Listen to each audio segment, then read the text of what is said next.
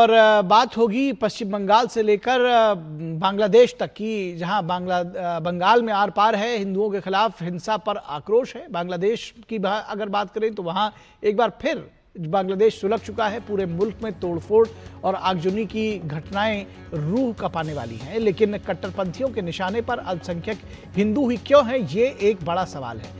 कट्टरपंथी जमात इंकलाब मंच के प्रवक्ता और छात्र नेता शरीफ उस्मान हादी की हत्या के बाद हिंसा भड़कने के बाद निशाना बंग बंधु ही क्यों बनाया गया, ये सवाल पूछा जा रहा है। मौत की खबर आने के बाद ढाका के कारवां बाजार में बांग्लादेश के अखबार द डेली स्टार की इमारत को आधी रात गुस्साई भीड़ ने आग लगा दी।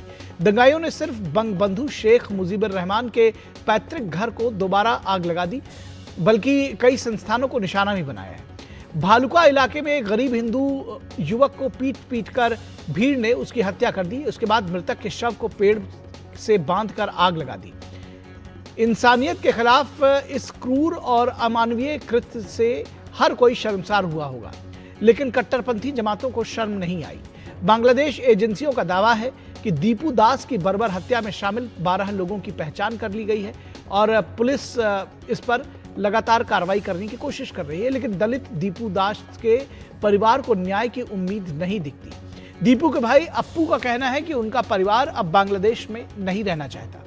दीपू का परिवार भारत आना चाहता है ताकि वो कट्टरपंथियों के कहर से बच सके। जिस देश को आजाद कराने में भारत के पैसे से लेकर खून पसीने की मदद लगी और उसके साथ ही हजारों सैनिक शहीद भी हुए, उस मुल्क में आज अल्पसंख्यक हिंदुओं की जान के लाले पड़े हैं। लेकिन बांग्लादेश के सीमा पार पश्चिम बंगाल के मुर्शिदाबाद में एक दलित परिवार चंदन दास और उनके पिता को दंगाइयों ने वक्फ आंदोलन के नाम पर भड़की हिंसा में पीट कर मार डाला था। मुर्शिदाबाद के एक कोर्ट ने 13 लोगों को इस मामले में दोषी ठहराया है और चंदन दास के परिवार को न्याय की उम्मीद जगी है। लेकिन बड़ा सवाल यह है कि बंगाल के चंदन दास हो या बांग्लादेश के दीपू दास, इनकी मौत पर तथाकथित बुद्धिजीवियों का सन्नाटा चिंता का विषय है। हिंदू लाइव्स मैटर, इसका बोध अब समाज को हो रहा है। देश सहित दुनिया में हिंदुओं के खिलाफ बर्बर अत्याचार को लेकर लोगों ने रोष व्यक्त किया है। सवाल यह है कि इंसानी जान की कीमत एक जैसी होती है तो सियासत में लोग अलग अलग चश्मे से क्यों देखते हैं और जान की कीमत भी अलग अलग क्यों तोलते हैं, ये एक बड़ा सवाल है। और आम लोगों का क्या कहना है इस पर, आइए आपको सुनाते हैं।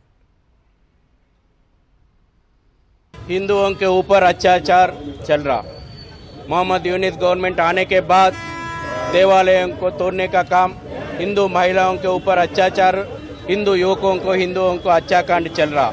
ये तुरंत रोकने के लिए विश्व में प्रजास्वाम्य कंट्रीज आगे आना चाहिए। When there were attacks in Hamas and Gaza, many people were speaking about that. They were supporting Gaza, all eyes on Gaza and all. But when Hindus are being killed in Bangladesh, no one is speaking against it. That's just because appeasement politics. मैं ये नहीं कह रही कि हमें borders नहीं खोलने चाहिए, हिंदुओं को सेफ नहीं रखना चाहिए। मैं तो कहती हूँ सारे लॉज चेंज करने चाहिए, लेकिन इसके साथ साथ उस हर हिंदू को उसकी मातृभूमि में वो राइट दिलवाना है कि वो वहां पे सेफ फील करे। तो निश्चित तौर पर ये जो अत्याचार है, इस पर जो बुद्धिजीवी है तथाकथित, उनका सन्नाटा, प्रश्न चिन्ह उनके सन्नाटे पर, उनकी चुप्पी पर जरूर लगेंगे। इस वक्त में बस इतना ही, इजाजत दीजिए, नमस्कार।